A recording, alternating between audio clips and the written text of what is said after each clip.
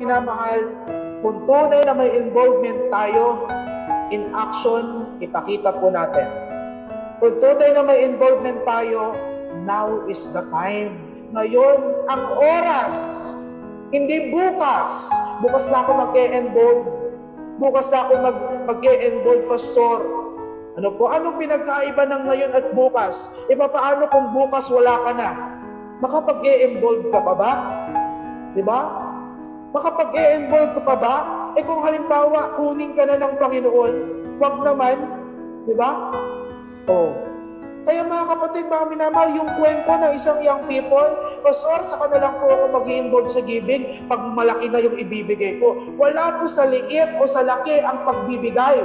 Sa puso ang pagbibigay. Masaya ang dapat makita sa iyo. Yun ang gusto ng Diyos na makita sa bawat isa.